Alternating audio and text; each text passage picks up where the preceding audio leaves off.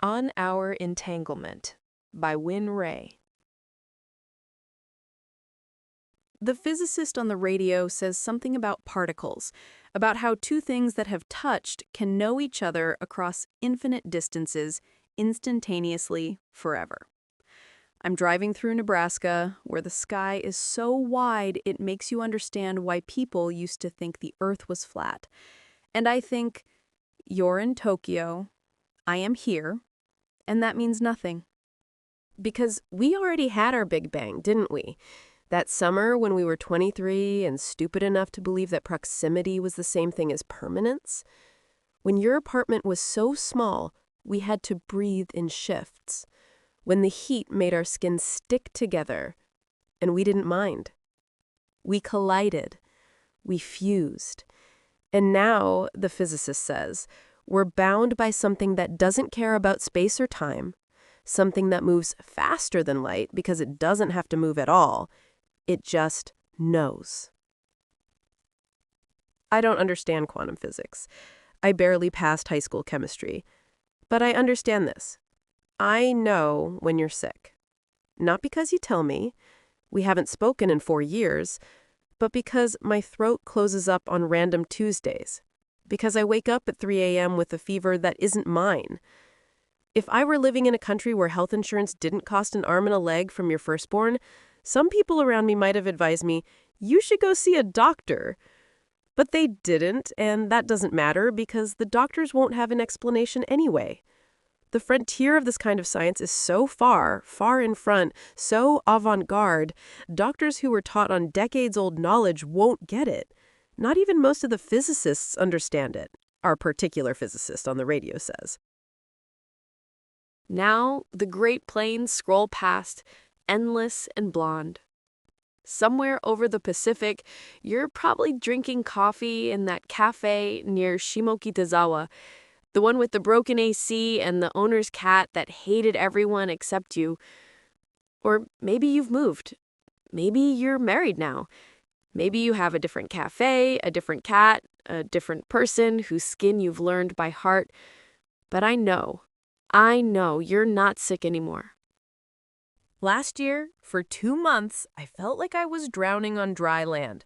Woke up gasping, couldn't finish sentences. My friends said anxiety. My mother said therapy.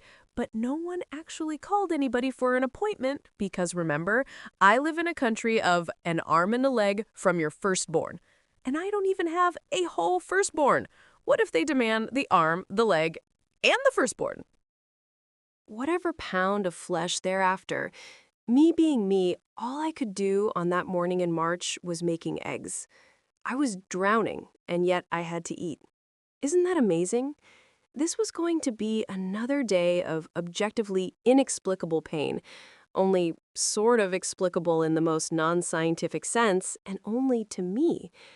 But then, suddenly, I could breathe all the way to the bottom of my lungs. The air tasted clean.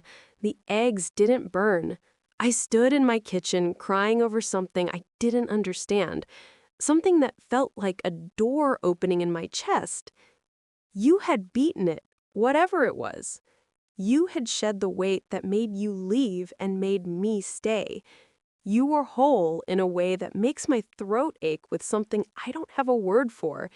Not in English, not in Japanese, not in the language of particles that don't know they're particles. Sometimes I wonder if it goes both ways. Somewhere in Tokyo, are you sitting in traffic and suddenly your chest loosens and you think, she's okay? Can you taste my coffee going cold while I stare at my phone, not calling? Do you know that I know that you know? The radio shifts to static, then country music, then nothing. Nebraska doesn't end. The sky turns orange, then pink, then that particular shade of purple that only exists for 10 minutes at dusk. In physics, they say entangled particles aren't sending signals to each other. There's no communication, not in the sense as we know it. The connection goes deeper than that. They're not two separate things anymore. They're one entity, expressing itself in two locations. That's why there really isn't a thing that can be called communication. There is no other. I pull into a rest stop. The air smells like diesel and sweet corn. Inside, the fluorescent lights make everything look like the laundromat we went to hungover. Everything too bright and spinning. I buy bad coffee and stand in the parking lot, feeling the space between us collapse into nothing, into now, into always has been. If we're entangled because we exploded into each other and scattered across space, then distance is just another word for same location. I get back in the car. Nebraska keeps not ending. Some scientists might say there's no mysticism here, no poetry, just math, just the stubborn machinery of how matter behaves when it's been intimate with other matter. But I have a feeling that our physicist would disagree. He would say, then they have never loved someone in a room too small for two people. You can tell, the dude is a romantic. He isn't just one of the some scientists. He knows great science, like anything great, is poetry. So, you're in Tokyo. I am here. And that means nothing. We're just one thing that is happening across a non-existent distance. That's all. The sky goes dark. I drive.